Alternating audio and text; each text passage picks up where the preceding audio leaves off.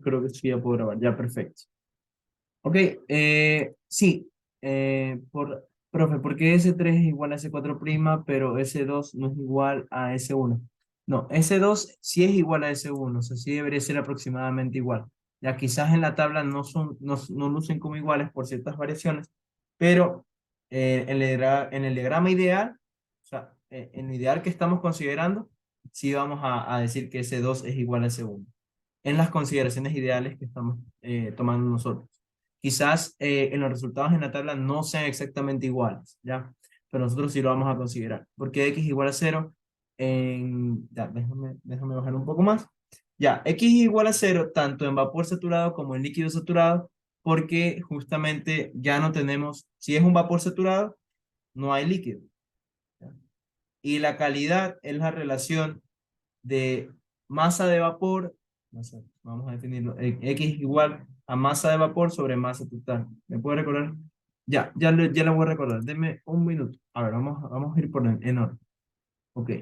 Voy a responder la respuesta de Pablo, luego la de José y la de Andrea. ¿Ya? Voy a responder esas preguntas.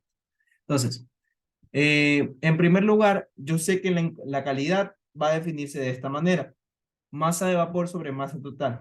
Entonces, la masa total se va a definir como la masa de vapor sobre la masa de líquido, porque nosotros estamos trabajando en esa fase líquida, o sea, estado gaseoso y estado líquido. Recuerden que esas no son las únicas fases que existen más fases de por medio. Las fases de por medio son líquido saturado, vapor sobrecalentado, mezcla saturada y líquido comprimido. ¿Ok?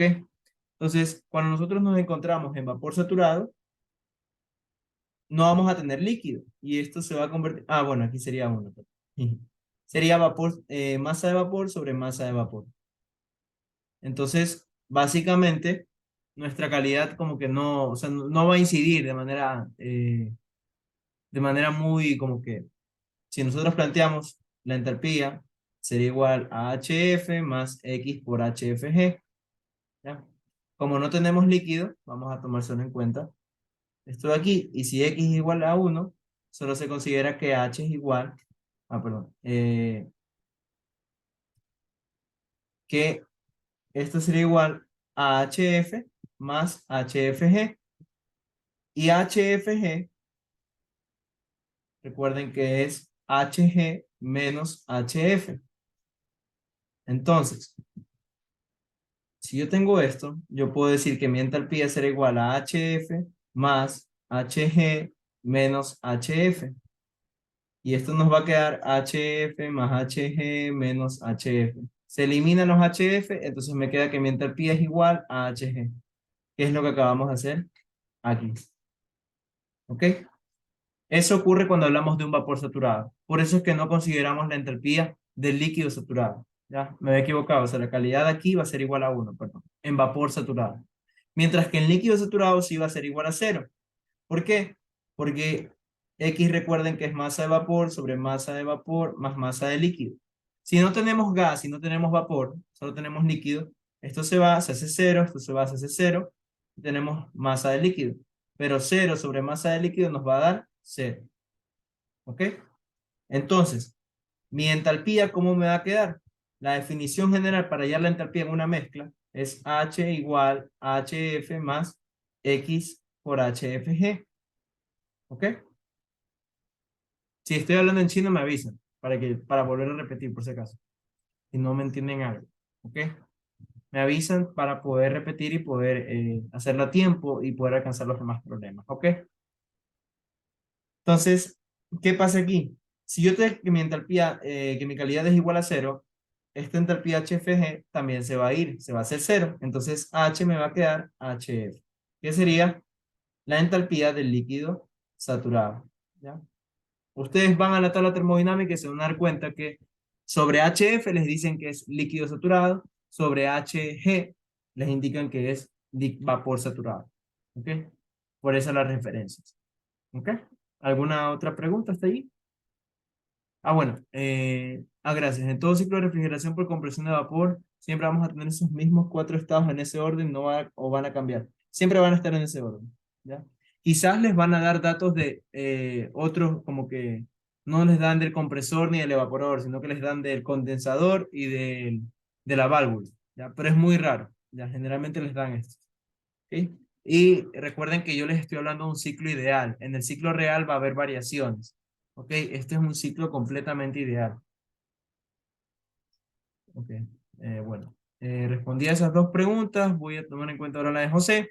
Ya, ¿por qué S3 es igual a S4'? Ya, porque recuerden que estos procesos, al hablar de algo ideal, estoy diciendo un proceso ideal se conoce como un proceso reversible. ¿Qué quiere decir que sea un proceso reversible? Que su inverso va a ser igual al proceso. O sea, yo puedo ejecutar una acción y por las leyes de Newton, o sea, por decirlo así, esa acción puede devolverse sin causar ninguna pérdida de energía o ganancia de energía o intercambio de energía con el entorno, ¿ya? Lo cual no es cierto, siempre va a haber pérdidas, ya sea por fricción, ya sea por mal diseño del componente, ya sea por la segunda ley de la termodinámica, ¿ok? Entonces, no hay proceso ideal ni reversible, ¿ok? Pero nosotros estamos haciendo esa consideración porque los procesos ideales nos permiten tener un modelo de lo que va a suceder en la realidad. ¿Ok? Entonces, tomando eso en cuenta, yo digo que el proceso 1, 2 es isentrópico. ¿Qué quiere decir que sea isentrópico? Que S1 va a ser igual a S2, o sea, se va a mantener exactamente igual. Asimismo, yo digo que el proceso 3 a 4' es isentrópico y eso me va a indicar que S3 será igual a S4'. ¿Ok? Ya. Eso es lo que yo voy a considerar como ideal. Y eso es algo que yo lo estoy, ese parámetro es simplemente como que un esquema para poder yo seguir definiendo el desarrollo del problema. ¿Ya? No es que necesariamente yo lo voy a visualizar en tablas, porque en las tablas están tomando ya otros factores, o sea, son resultados experimentales los que recopilan las tablas, no son como que valores definidos, o sea, valores considerando el modelo ideal, ¿ya? Y me indicas, pero S2 no es igual a S1, ya. H2 no es igual a H1, porque eso, por eso es que yo les indicaba que no trabajamos con entropías, porque al trabajar con entropías se complica un poco más la cosa. Ya recuerden que la entropía de alguna u otra forma va a medir el grado de desorden del sistema, o sea, qué tanto caos hay en el mismo, ya, de forma muy superflua, porque eso en realidad no es, pero es como se la define, ya. Entonces, al haber mucho caos dentro del sistema, va a haber factores externos que no consideramos en este análisis termodinámico y que no nos van a permitir resolver el problema. O sea, nos van a ver en más enredos, por decirlo así. ¿Ok? Por eso hacemos la aproximación, ¿ya? Por eso hacemos la aproximación y tenemos vapor saturado, acá tenemos un vapor sobrecalentado.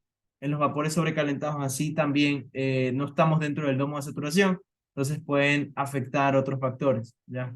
Factores externos a la presión y a la temperatura. ¿Ok? Ahora, ¿me puedo recordar qué era S1 y S2? Ya. S lo vamos a definir como la entalpía, perdón, entropía, ¿ya? Pero S minúscula es la entropía específica. Y si tú recuerdas, una entropía específica va a ser kilojoules sobre kilogramos. O sea, la medida, yo mido la entropía en kilojoules sobre Kelvin, ¿ya? Pero cuando yo digo que es específica, yo la voy a dividir para la masa, por unidad de masa. ¿Ya? Entonces, por eso la divido para kilogramos. Asimismo, la entalpía, H minúscula va a ser la entalpía específica. Yo mido mi entalpía en kilojoules o en joules, pero como se trata de una entalpía específica, yo la tengo por unidad de masa, lo cual me da kilojoules sobre kilogramos. ¿Ok? ¿Algo más que quisiera que explique en esa parte? Otro término que no haya quedado claro, Andrea, ¿no? Ok, ya. Ahora me indica Pablo, ok. ¿Cómo sabíamos que un proceso ideal y no real? Ya. ¿Por qué yo estoy considerando esto de aquí? Me dicen, César condicionador. El refrigerante ultracompresor grafica los cuatro procesos en serie de este ciclo en un diagrama de temperatura y entropía. Ya. A menos que me indiquen una variación, ya, y eso lo vamos a ver en conjunto con el libro, porque justamente aquí lo indica. A menos que me indique que va a haber una variación en ese diagrama, yo siempre lo voy a graficar de esa manera. Siempre voy a tener los mismos dispositivos. Evaporador, compresor, condensador y válvula. ¿Ya? Voy a tener esos mismos cuatro dispositivos y asimismo la misma gráfica de temperatura y entropía. Siempre, siempre. Lo único que van a variar son las condiciones, ya sea temperatura, presión, entropía y entalpía. Pero el esquema siempre va a ser el mismo. ¿Ya? Entonces, cuando hablamos de un ciclo real, ¿ya? En el ciclo ideal no estamos considerando irreversibilidades o pérdidas de energía, nada. ¿Ok? Pero en un ciclo real ya se complica más la cosa porque si hay irreversibilidades, ya hay parámetros irreversibles. Por ejemplo, yo puedo hacer algo, pero yo no puedo regresar al mismo punto en el que estaba con la misma cantidad de energía que estaba hace un momento. ¿Ya? Y por eso es que el diagrama se distorsiona un poco. Vamos a ver que esta parte no es un proceso isentrópico. Al no ser un proceso isentrópico, mi análisis se va a complicar. ¿Ya? También, ¿qué voy a tomar en cuenta? Va a haber ligeras variaciones entre el punto 4 y el punto 5 y el punto 6 con el punto 8.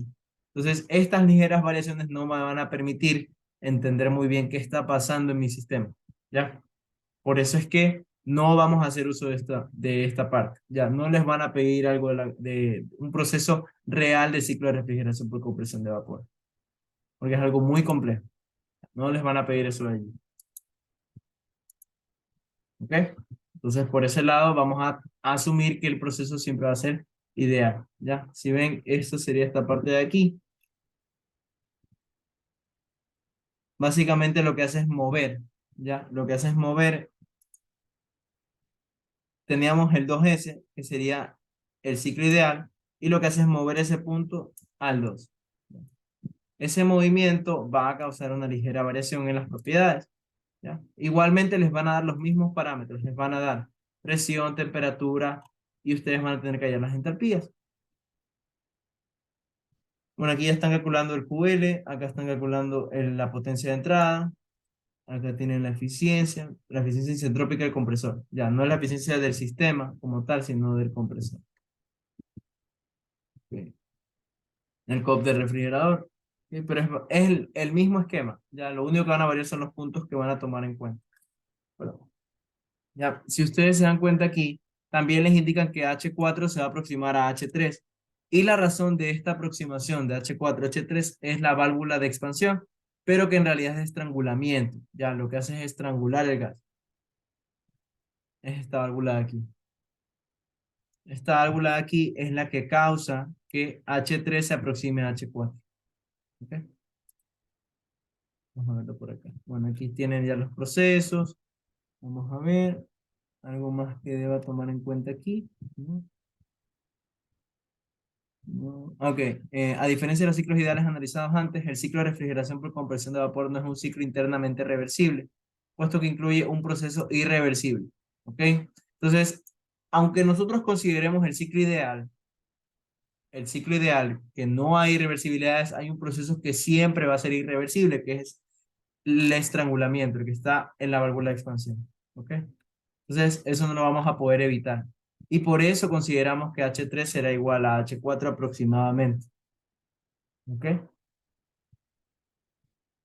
¿Alguna otra pregunta hasta allí? Aquí está. H4 se aproxima a H3. ¿No? Aquí van a tener que H3 la llevamos con HF a esa presión o temperatura y H4 a ese mismo valor. ¿Ok? ¿Tienen alguna pregunta hasta allí? ¿No? Vamos a ver. Perdón. Quiero compartirles acá. Creo que no hay más dudas hasta allí. ¿Está todo claro? Chévere, gracias. Ok, ya listo. No se preocupen. Ustedes tienen todo el derecho de preguntarme lo que gusten. ¿Ok? Para así dejar claro todos estos temas. ¿Ok? Ya, entonces habíamos dicho que H3 será igual a HF yo puedo decidir si temperatura o presión. O sea, ustedes escogen presión o temperatura. Dependiendo de qué escojan, van a ver si es la tabla A12 para presiones, o sea, voy a buscar 1200 kilopascales, voy a la tabla A12. Y si yo quiero calcular HF a temperatura de 70 grados Celsius, voy a la tabla A11, ¿ya? Claro que van a cambiar ciertos valores que yo considere. Por ejemplo, yo a lo largo de todo mi análisis he escogido las entalpías en función de la presión. Por ejemplo, busqué H1 en función de 400 kilopascales. Entonces, yo preferiría seguir trabajando con las presiones, no con las temperaturas, ¿ya? Entonces, yo voy a intentar hacer eso. ¿Ok? Voy a utilizar la tabla A2 en ese caso. Y voy a dirigirme a esa tabla. En la tabla A12 voy a tener un valor de 1200 kilopascales y yo quiero hallar HF, ¿no? Entonces voy a ver, por aquí tenemos 1200 kilopascales, HF, no, perdón, creo que sí, me di paso. Ok. HF voy a tener un valor de 117,77 kilojoules sobre kilogramos. Eso es lo que voy a indicar aquí. H3 será igual a 117,77 kilojoules sobre kilogramos. Esa sería mi entropía.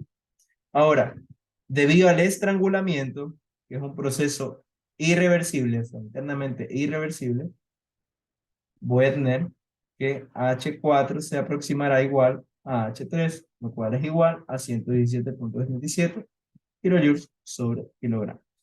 ¿Ok? Y ya tengo todos mis valores necesarios. ¿Tienen alguna pregunta?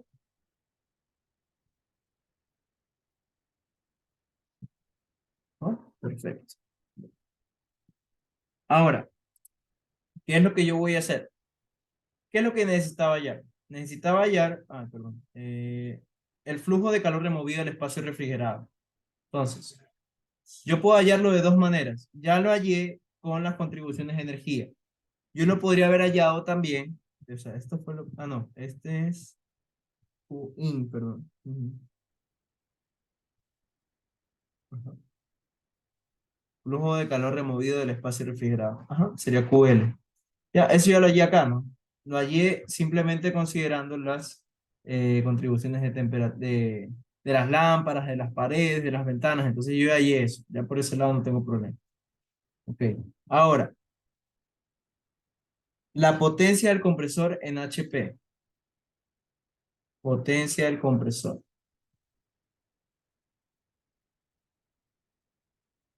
¿Cómo voy a hallar la potencia del compresor? Para la potencia del compresor yo voy a tener lo siguiente. La potencia del compresor está delimitado por dos puntos muy claros, que es el punto 1 y el punto 2. ¿Ok? Entonces, en esta potencia del compresor yo voy a tener también lo siguiente. La potencia del compresor se puede calcular con el flujo másico por H2 menos H1. Básicamente es una multiplicación del flujo másico que va a haber en ese lugar, o sea, en esa máquina, en el compresor, y los puntos entre los que trabaja, entre el punto 2 y el punto 1, las diferencias de entalpías. No la diferencia de entropías, sino la diferencia de entalpías, porque si yo hago la diferencia de entropías me va a dar cero, ¿ok? Recuerden que tenemos la misma entropía para el punto 1 como para el punto 2. ¿Ok? Entonces, esta es la fórmula que yo voy a utilizar. Ahora, ¿cómo hallo el flujo másico? Yo les pregunto. ¿Me dan algún dato allí en el problema?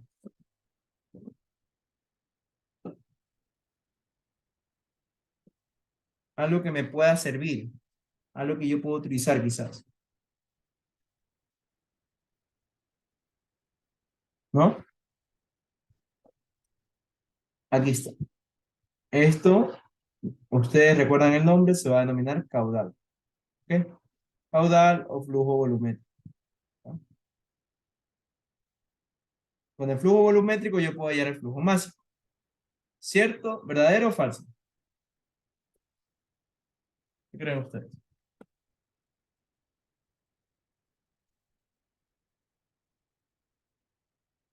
¿Qué creen ustedes, chicos? ¿Puedo hallar el flujo másico o no con el flujo volumétrico? Verdadero. Perfecto. Ya, entonces, ¿cómo hallo en primer lugar el flujo másico? ¿Qué es lo que tengo que hacer? ¿Qué relación? ¿Cuál es la relación que yo puedo hallar?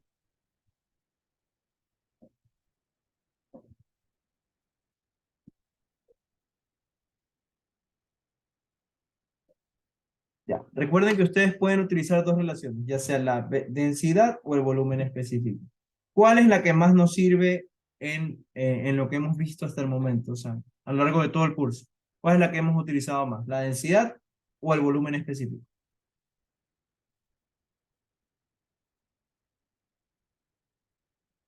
Está aquí.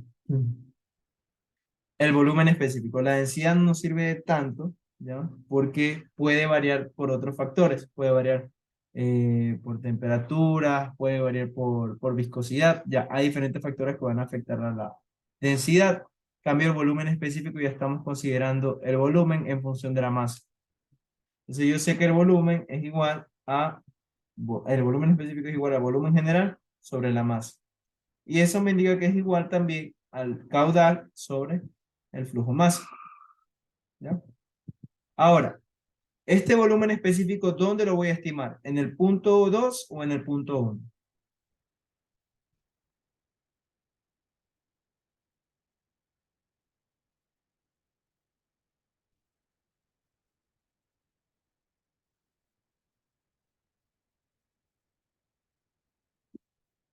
Recuerden que ustedes les indican que este flujo volumétrico va a entrar al compresor. ¿Ya? Entonces, el ingreso del compresor.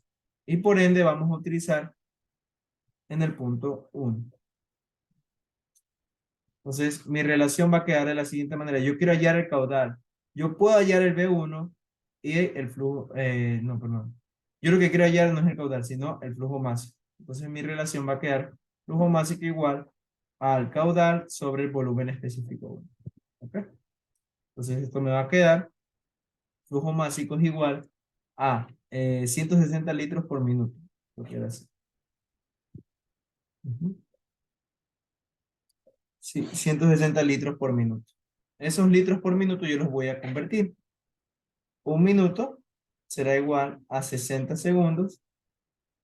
Un litro será igual a,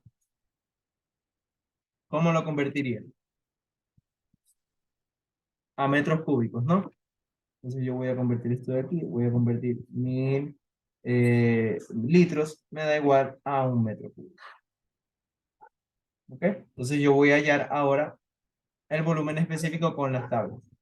El volumen específico que yo necesito es del vapor saturado. Entonces, B1, aquí, B1 va a ser igual, perdón por eso. B1 va a ser igual a BG a esa condición de presión, a 400 kilopascales. ¿Ok? Entonces voy nuevamente a la tabla A12. En la tabla A12 voy a buscar a 400 kilopascales BG. BG tiene un valor de 0.051201. 0.05, déjame ver, 1201. Sí, 1201. Ya. ¿En qué unidades va a estar? En metros cúbicos sobre kilogramos. 0.051201 metros cúbicos sobre kilogramos. Entonces voy a simplificar litros con litros, minutos con minutos, metros cúbicos con metros cúbicos. Y esto en realidad, mis unidades finales van a ser kilogramos sobre segundo. Entonces calculo 160 dividido para 60, dividido para 1000 y dividido para 0.051201. Eso me da un resultado de 0.052 kilogramos sobre cero. ¿Estamos de acuerdo o no estamos de acuerdo? Si ustedes tienen un resultado diferente, me avisan. ¿Ok? Por favor, hagan el cálculo para poder confirmarlo.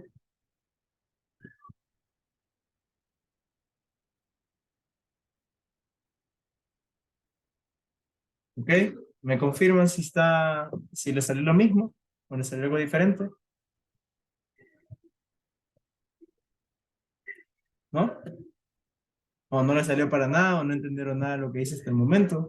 O sea, esto último, se perdieron. Estamos un poco confundidos, ¿no? Sí sale, ya, perfecto. Entonces, con esa, me perdí en B1, ok, ya. Una vez ya tenemos el caudal, con las unidades con las que se trabaja usualmente en el sistema internacional, que es metros cúbicos sobre segundo, yo quiero hallar B1. Entonces, para hallar B1, yo lo que tengo que hacer es ver las condiciones en el estado 1.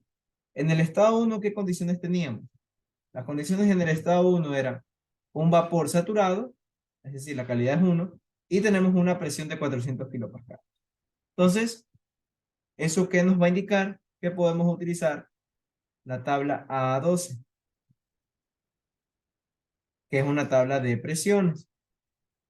Y en esa tabla de presiones yo voy a buscar el volumen específico del vapor saturado, que es BG a 400 kilopascales. Una vez lo encuentro, anoto el valor, que es 0.051201 metros cúbicos sobre kilogramos. ¿Ok? Ya. Una vez ya tenemos ese valor, podemos seguir con el cálculo de la potencia del compresor. 0.051201 kilogramos sobre segundos. Y las entalpías las vamos a multiplicar. ¿Por qué? ¿Por qué este cálculo medio raro entre flujo másico y diferencia de entalpías? Porque estas entalpías que nosotros tenemos son entalpías específicas. Entonces tenemos las unidades de kilojoules, pero por unidad de masa, es decir, dividido para kilogramos. Y no nos sirve eso. Debemos multiplicarlo con un flujo másico para eliminar las unidades de tiempo. Entonces, H2 menos H1, ¿cuánto tendríamos? H2, habíamos dicho que era 300.61 y H1 era 255.55. ¿Ok? Kilojoules sobre kilogramos. Perfecto. Ahora, esto de aquí, ¿cuánto nos da como resultado? Me indican, por favor. La potencia de compresión, 300.61 menos 255.55 por 0.051201. ¿Cuánto les da como resultado?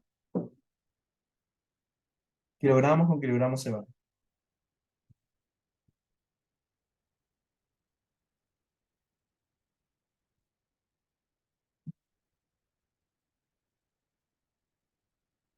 2.34347. Ok, déjenme ver. Sí, o sea, a ver, aquí me dice, me salió 0.052, pero arriba dice 0.051201. Sí, en la tabla está 0.0511201. Aquí yo me equivoqué. 0.051201. ¿Ya? Entonces ese valor es el que van a utilizar.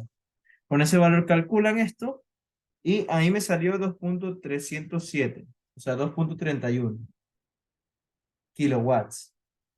O sea, kilojoules sobre segundos, y eso lo aproximamos a 2.31 kilowatts. Que esa sería nuestra potencia del compresor o potencia de entrada. ¿Ok? Ya tendríamos literal A y literal B. Ahora, ¿cómo calculamos el COP real? COP real, simplemente vamos a utilizar la fórmula siguiente. QL sobre potencia de entrada. Y ya lo tenemos. Tenemos que el COP real sería igual a QL, tenemos un valor de 4.83 kilojoules sobre segundos, que es lo mismo que decir kilowatts. ¿Ya? Y acá tenemos 2.31 kilowatts. Entonces, 4.83 dividido para 2.31 nos va a dar como resultado 2.09. ¿Ok? Recuerden que este valor es adimensional. Nunca va a tener unidades ni la eficiencia ni el COP. ¿Ya? Y no necesariamente, no es necesario que COP esté entre 0 y 1. Eso es falso. ¿ya? El COP puede ser mayor a 1, incluso puede llegar hasta 4, pero si ya sube demasiado ya es un poco ilógico, ¿ya? Puede estar rondando valores de 2, 3, 4, incluso hasta 5, ¿ok? Y es un valor adimensional, ¿ok? ¿Hasta allí tienen alguna pregunta? ¿No? Ya, perfecto. Entonces ya tenemos el literal 3, el literal C, perdón. Listo. Ahora vamos al COP máximo. ¿Cómo plantearíamos el COP máximo para un refrigerador? Flujo máximo comenzar es 0.052 también. El trabajo de ingreso es 2.35. A ver, ahora vamos a ver. Déjenme visualizar bien si yo estoy viendo por otro lado.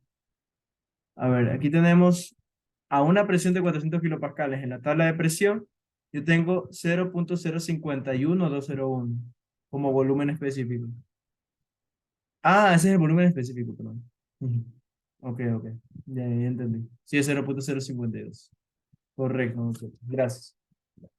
Entonces tendría un valor de 2.35. Me había confundido el flujo másico con el flujo volumétrico, perdón. O sea, ese es el valor de B1. Sí, sí, sí. Ahorita ya me di cuenta. Gracias. 0.052. Ok, ya. Y con ese valor calculan acá 0.052 y les va a dar 2.35. Ya. Y ahí si calculan el COP nuevamente, les daría un valor de 2.06. Ok, 2.06 como COP real. Ahora vamos al COP teórico, COP máximo. Ese recuerden que es la fórmula 1 TH sobre TL menos 1. Eso es lo que tenía acá. Les había indicado. ¿Dónde está? Está por aquí. 1 sobre TH sobre TL menos 1. ¿Ya? Entonces, ¿qué valores de temperatura yo voy a utilizar? Yo les pregunto. Le damos el ejercicio otra vez. ¿Qué valores de temperatura voy a utilizar para esta parte?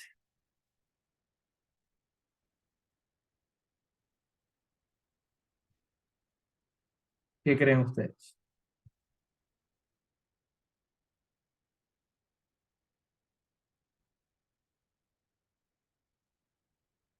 Ya, o sea, para que tengan un poco más clara la idea, TH va a ser la temperatura de salida, o sea, la temperatura que yo voy a botar al exterior.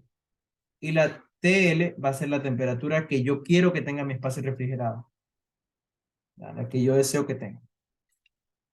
¿Ok? Pero en Kelvin. ¿Ya? Entonces vamos leyendo nuevamente el problema. Se usa un acondicionador de aire con ese refrigerante como fluido de trabajo para mantener un cuarto de 20 a 22 grados Celsius, rechazando el calor de desecho al aire exterior a 38 grados Celsius. Entonces ahí ya les están indicando, en la primera línea del problema ya les indican cuáles son las temperaturas de baja y la temperatura de alta para el sistema. La temperatura de alta sería 38 grados Celsius, pero a Kelvin, convertirlos a temperatura absoluta, y 22 grados Celsius sería la temperatura de baja. ¿Okay? Hay que convertirla a Kelvin, claramente. Entonces sabemos que TH va a ser 38 más 273. Y acá vamos a tener que TL va a ser igual a 22 más 273. Y vamos a calcular eso. Tenemos aquí que esto es 311 Kelvin. Y acá tenemos 295 Kelvin. Entonces voy a calcular.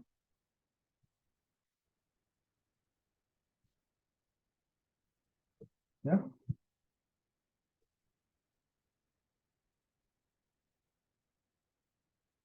Y tenemos un valor súper gigante. 18.44. Ese sería el máximo teórico que podríamos obtener con este. O sea, el máximo que puede obtener este refrigerador. O sea, no hay mayor rendimiento posible que pueda obtener. ¿Ok? ¿Estamos claros? Tendríamos como resultado, si nosotros dividimos 311 para 295, nos da 1,05. Eso lo restamos con 1, nos queda 0,05. 1 dividido para ese valor que es 0,05, 18,44. Entonces, si yo comparo este valor máximo con el real, ¿qué puedo yo decir? Si les preguntaran algo como eso. Comparando el COP máximo y el COP real, ¿usted qué podría deducir? ¿Qué podrían deducir ustedes, chicos?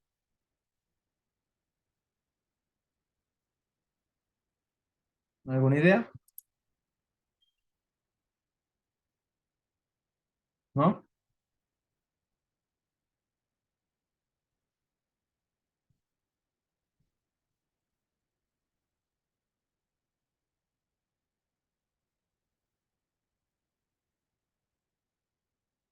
Lo que ustedes podrían deducir es que el rendimiento actual, o sea, el rendimiento real de la máquina, del refrigerador, es pésimo. ¿Ok? Porque vemos que el rendimiento teórico es 9 veces más casi. Es 9 veces más. 2,06. Sí, casi 9 veces más. ¿Ya? Entonces, quizás se podría controlar ciertos parámetros, quizás se podría mejorar el rango de temperaturas en las cuales va a trabajar, pero el rendimiento real que estamos obteniendo es bajísimo. Es muy bajo y es algo que podríamos mejorar.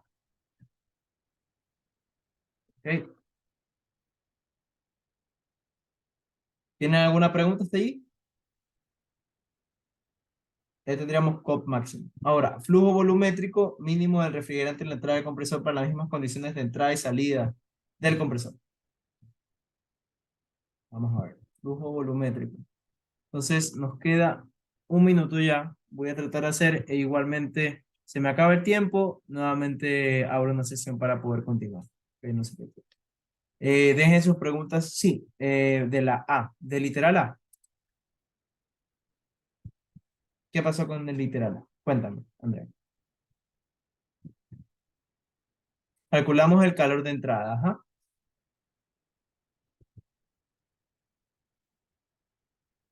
Sí, sí calculamos el calor de entrada. Pero ese mismo lo usamos como calor de salida. No, no va a ser el mismo. ¿Ok? ¿Por qué no va a ser el mismo? El calor de salida, y es algo que podemos estimar.